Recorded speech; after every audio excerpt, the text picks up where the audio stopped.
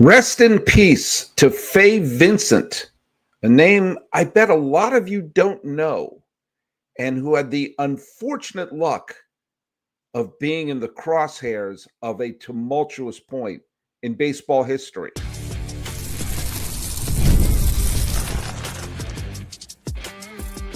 You are Locked On MLB, your daily MLB podcast, part of the Locked On Podcast Network, your team every day. Hello, baseball fans. Welcome to Locked On MLB, part of the Locked On Podcast Network, where it's your team every day. This is the daily podcast. We talk about all of Major League Baseball. I am your host, Paul Francis Sullivan. Please call me Sully.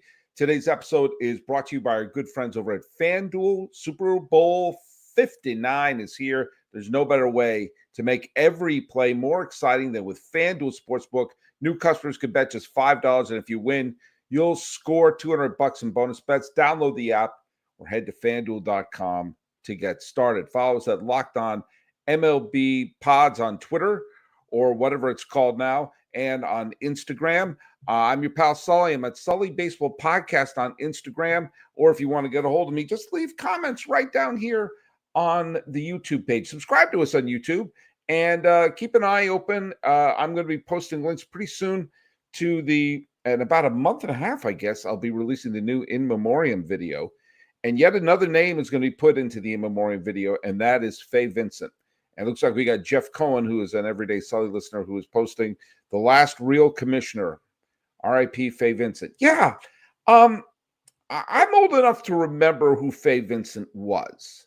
Fay Vincent was a pretty nondescript lawyer who was part of the corporate world, was a lawyer at Columbia Pictures when Columbia Pictures was in a lot of turmoil. Fay Vincent always put his big foot into places when they were in absolute turmoil. And when he was at Columbia Pictures, it was a pretty interesting place when it was also being run by Coca-Cola. Like me, Fay Vincent was a native of Connecticut, which probably got him intertwined with A. Bartlett Giamatti, the former president of Yale University, who became the president of the National League, and in 1989 became the commissioner of baseball. And Fay Vincent came in to be I guess the title would be a deputy commissioner of baseball. And this was after Peter Ueberroth stepped down. Now, you got to understand there was the baseball in the late 1980s, which a lot of people talk about 80s baseball with great love and reverence. I was there, and I remember people saying baseball is not as good as it used to be. Free agency is destroying the game. Players are making too much money. It's all about money now. Where are the real stars? It's not like it. Yeah, it's basically all the stuff you're hearing now was said back in the 80s. And I got news for you, it was said in the 70s and the 60s and all the way back. You know, probably when the first game was being played, when Alexander Cartwright was playing a game in the Elysian Fields in New Jersey, probably says that, baseball used to be better. But in the 1980s, a period with no 50 home run hitter, where pitchers threw complete games, where there was stolen bases, where there was no expansion, where there was there were no team moves, and the Yankees didn't win a World Series, and nobody repeated as World Series champions, and lots of teams went to the postseason, and there are some of the greatest moments in history of postseason. All happened in the 1980s. Was the 80s the greatest decade of baseball history? I don't know. It was for me because I was in my teens. It was tumultuous. And one of the big things that happened in the 1980s, which is, I think, the single most underrated scandal in the history of baseball, was collusion. The owners decided, after the 81 strike fell apart and they lost the 81 strike, the owners got together with the leadership of Peter Ueberroth, the commissioner, to say, don't sign the free agents. Just don't sign them. If you don't sign them, the prices will go down. And they did that, and the prices went down. And guess what happened? That's illegal. And they were found guilty of that. And eventually Peter Ueberroth stepped down. And in stepped Bart Giamatti, and everyone loved Bart Giamatti. Bart Giamatti, who, by the way, was probably in on the collusion because he was the president of the National League, but he was this charismatic man, and he spoke lovingly of baseball. Wrote about the green fields of the mind. It's designed to break your heart. He was going to be a strong commissioner, and he stood his ground on the Pete Rose when Pete Rose was gambling on sports and on baseball, which is not an obscure rule. And Giamatti showed that no player was bigger than the game and suspended Pete Rose. And Pete Rose agreed to the suspension, for those of you who want to defend Pete Rose. And just days after the suspension, Giamatti, who didn't have the greatest health to begin with, died. And that was the world that Fay Vincent stepped into as commissioner, where the players did not trust the owners, and they had right to never trust the owners because they were caught colluding. The attention was put on the commissioner's office because of the Pete Rose controversy. And there was a looming labor unrest for the 1990 season. This is the world that a pretty nondescript lawyer, Fay Vincent, stepped into in the late 1990s. And when he thought maybe after the Pete Rose thing, which hung over the entire season like a dark cloud in my senior year of high school, 1989, and finally we got to the World Series, and I was in the Bay Area, and there was the excitement for the World Series was through the roof in the Bay Area because it was the Oakland A's versus the San Francisco Giants. It was the first all Bay Area World Series, and Fay Vincent was like, okay, finally I can relax a little bit and enjoy the World Series. And there was an earthquake, and they had to delay the World Series. So his first World Series was this major crisis that he had to go through. And Fay Vincent had to postpone Game 3 and figure out how long they were going to delay the World Series as the marina in San Francisco was falling apart. The Bay Bridge section collapsed. Do you just go off and say, all right, the World Series canceled? There was gas line issues, there were things on fire. Art Agnos said, like, yeah, let's keep delaying this.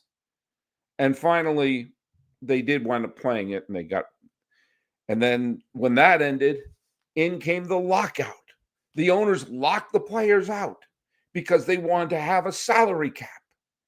Because back then they said, if we don't impose a salary cap, teams won't be able to compete, even though we just had a decade without a repeat champion. And the Oakland A's were the dominant team in baseball. And the Players Association didn't trust the owners. Do you know why? Because the owners were colluding. And Fay Vincent, as the commissioner of baseball, as was his job, even though he is employed by the owners, stepped in because he was trying to do things for the betterment of the game and helped create an agreement that raised the major league minimum salary and ended the lockout. It was 32 games, but in the end, they played a 162-game season. And that same year, Fay Vincent suspended George Steinbrenner, who was, by the way, the Yankee fans were thrilled because George Steinbrenner was basically ruining the Yankees. Remember that when next time people say George would have done it differently. Yankee fans cheered when he was suspended. And during that suspension, Buck Showalter and Gene Michael were able to put the team together and not trade away all the young prospects and kept the Derek Jeters and Andy Pettittes and were able to develop a team. But I digress. He was trying his best to be a strong commissioner, independent, willing to work out deals with the Players Association, which he knew that it was going to be a fractured relationship with them. They had to build something back. He was able to suspend Steinbrenner for breaking the rules, suspend Steve Howe, and understood that whatever labor strike that could be happening would be required a dialogue with the Players Association. He also wanted to expand. He came up with the concept that the National League was going to expand into 2 new markets. They would turn out to be Denver and Miami, and was proposing realignment because he took a look and said, would someone tell me why Cincinnati and Atlanta are in the West and Chicago and St. Louis are in the East? And he was trying to create some sort of realignment, but the Cubs didn't want to have anything to do with that because they didn't want to have games they didn't want to be playing lots of West Coast games. But here's the deal. The owners didn't like him.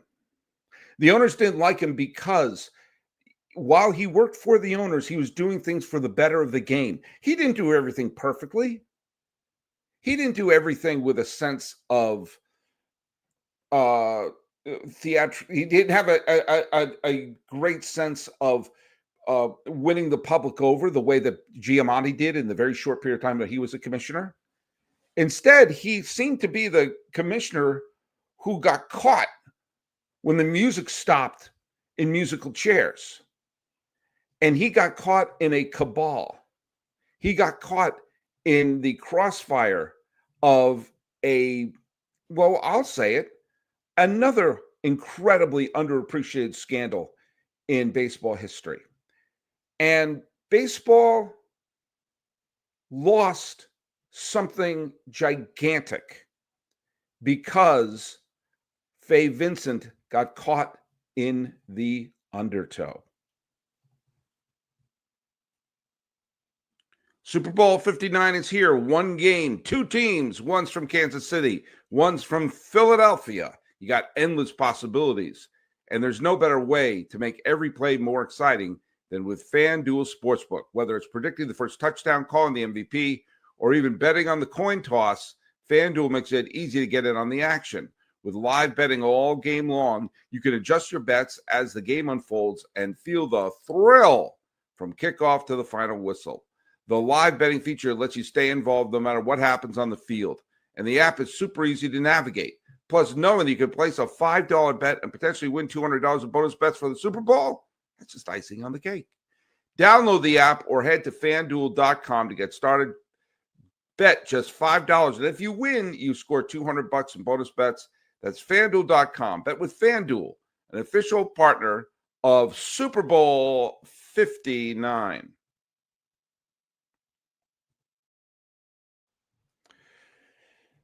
Fay Vincent tried to act in a way to understand the good of the game. Now, he was trying to put money in the owner's pockets, but he also was trying to make decisions with a long-term vision of the game.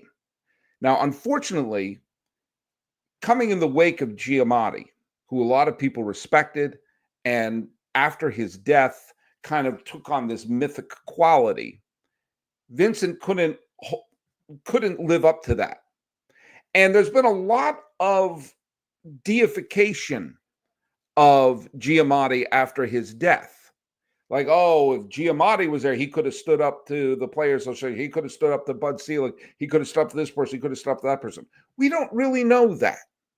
There have been a lot of times we think a person of authority, whether it's an elected official or someone in charge of something, was going to do the great thing, and then they wound up disappointing us. Giamatti stood up to Pete Rose for the good of the game, boom, dropped dead, and now we're poor Fay Vincent, who was kind of nondescript and wasn't as charismatic and kind of always had a little bit of an expression on his face that looked like me when I was in algebra class, when I was called for my homework, like, okay, here we go. And everything kept piling on the guy. By the way, in his second World Series, after he had the disastrous first World Series, which was the A's and the Giants in the Earthquake Series, he was hoping, could we please have a competitive World Series? And the World Series was the A's versus the Reds. And the A's were incredibly, they were over the moon favored to win the World Series. And the Reds won game 1. And apparently, Fay Vincent joked, said, watch the Reds sweep him now, as if to say, he if he doesn't have bad luck, he'll have no luck at all. Well, that's exactly what happened. The Reds wound up sweeping. It was another non-competitive World Series. To his great pleasure, the third World Series and final World Series under Fay Vincent's watch was the 1991 World Series, which was, in my humble opinion, the single greatest World Series ever played, at least the greatest one I ever saw. But the owners, with the looming collective bargaining agreement ending, did not like the fact that Fay Vincent was doing things like, I don't know, talking to the Players Association and trying to do things for the better of the game. And a cabal of owners got together using the false narrative of, well, if we don't have a salary cap, small market teams can't compete. By the way, this was in 1992, where the teams in the playoffs were the Blue Jays, the A's, the Braves, and the Pirates. The Milwaukee Brewers contended that year. The Minnesota Twins contended that year. The Montreal Expos contended that year. Okay? So this was some of the worst teams in baseball included the New York Yankees, the Los Angeles Dodgers, the New York Mets, and the Boston Red Sox.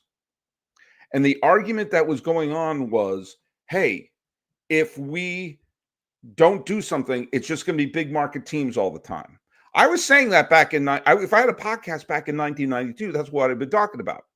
Oh, the other thing that kept going on by some of the smaller market owners, or the smaller revenue owners, I should say, because the two Chicago owners were amongst the people going up against Fay Vincent, was if we don't do something, some of our teams are going to collapse and fold, and there'll be contraction. Also, we're expanding. Which is it? Are you contracting or are you expanding?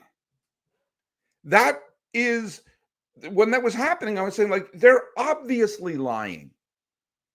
I mean, that's an obvious lie when you say we're going to have to contract some teams and we're starting new teams. And the Players Association said, hey, show us your books, colluders. And Fay Vincent was like, yeah, you guys should talk to each other, have negotiations, so we don't have a long strike. And a group of owners led by a used car salesman named Bud Selig, who has a plaque in the Hall of Fame, got together and with an 18-9 no confidence vote, ousted Fay Vincent from the job and placed Bud Selig as the commissioner, which at the time I thought was like saying, okay, we're going to appoint John Gotti to be security at a bank. The commissioner is going to be an owner. A commissioner is going to be a small market owner. Gee whiz, I wonder if that's a conflict of interest. And it was. And Selig continued to lie. And the result was a prolonged strike that destroyed the 1994 season, that destroyed the World Series. There was no World Series in 1994.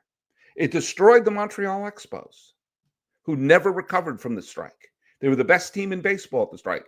They probably would have won the pennant. They were the best team in the National League.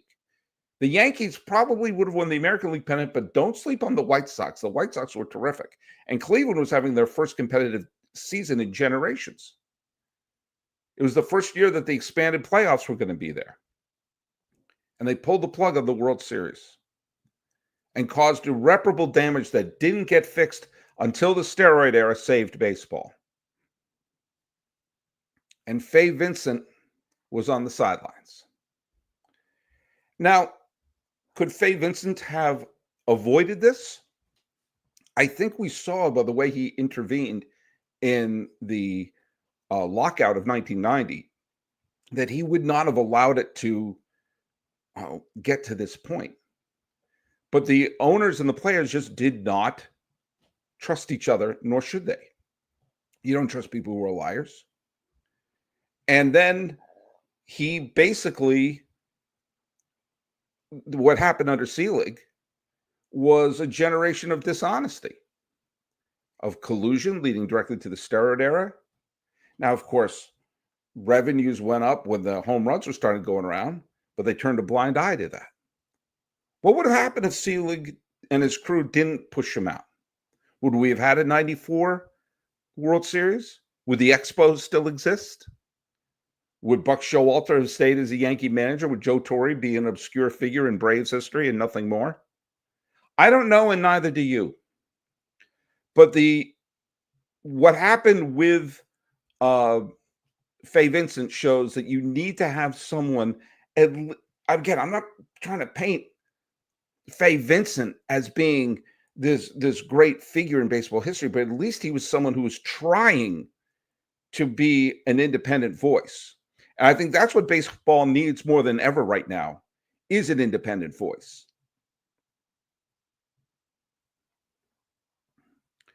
When the strike ended and the lockout, the strike of 94 and the lockout of 95 ended, it was Sotomayor, who is now a Supreme Court justice, Sonia Sotomayor, who was the New York judge who basically ruled the injunction to end the lockout. We needed an independent legal voice to bring sanity to the situation.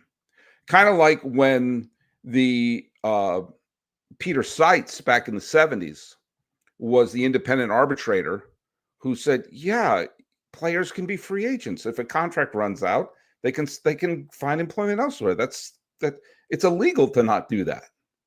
You need to sometimes have an outside voice looking at things. And I would love to find an outside voice today to be able to say, hey, okay, owners, players, let's figure this out. You have record revenues coming in. Owners are making more money they've ever made ever. Players are making more money they ever have ever. Okay? So let's figure out, have an independent person taking a look at revenue streams, what teams are making, what teams are spending, and everything like that. And then if you want to figure out a luxury tax, a salary floor, God forbid, a salary cap, whatever it is, you have it looked upon by someone who it doesn't have a dog in the fight. Baseball needs independent eyes who have at least some skin in the game for the long-term health of the game. Owners want to make their profits. I don't begrudge them that. Players want to make as much money as they can. I don't begrudge them that. So in terms of keeping it together and not having a labor dispute and another lockout happen in a couple of years, while billions of dollars are streaming in, literally, and to figure out how to divvy that up without having a work stoppage, that's going to require an independent set of eyes. And we missed that with the loss of Fay Vincent. Let's see a couple of things. A couple of people who are saying, let's see, the economic structure of MLB ownership is a cartel. Surprised they act, surprised. Yeah, exactly. They've been acting like a cartel since Bud Selig took over, and they've not had a real commissioner since. And the concentric circles of having an owner in charge of it had all sorts of effects. As Gravity Fallout Pine says, Bud Selig also made sure that his frat buddy Lou Wolf bought the A's instead of a superior Reggie Jackson, Bill Gates ownership. That's true. Yeah. I wonder what would have happened if an actual ownership had over the A's. So look, Fay Vincent, flawed man, not a perfect commissioner, and obviously was working for the owners, but you always got the sense that he had the good of the game at least somewhere in the back of his mind. I don't even know if Manfred watches baseball. I don't know if he has any interest in baseball other than appeasing the owners who are around him. But we're going to potentially go into a labor dispute and two sides who rightfully don't trust each other. That's why you bring someone in the middle. That's why you bring a mediator. That's why divorces usually have someone in the middle. That's why you go to arbitration. And that's why, Jay Farrell says owners will never let an independent auditor get a look at their books. That's telling, isn't it? That's telling. but what are you going to do? I tell you what you're going to do. You're going to listen to this show every day. And tomorrow I'm going to do a show where I answer a lot of your viewer questions. A lot of people had something to say regarding the Ken Burns, what he should cover next, and a couple of the other topics that I had along the way. So I actually was originally going to do that for today, but when I saw Fay Vincent die, I decided he was worth a mention. Of course, he's going to be in the in memoriam video, but he's worth a salute because I think he had the good of the game in his heart. Didn't always make the best decisions. Wasn't always right. Few of us are. I got news for you. I'm sometimes incredibly wrong. But I like to err on the side of doing a good job here. And I think he erred on the side of honoring Giamatti's legacy and trying to leave the game better than he found it. And making decisions like reinforcing the Pete Rose decision, like suspending Steinbrenner, like making sure the lockout was over in 1990, like making sure that the cocaine suspensions went through, saying that no one person or one ego is bigger than the game. So follow us at Locked On MLB Pods on Twitter or whatever it's called now, and on Instagram.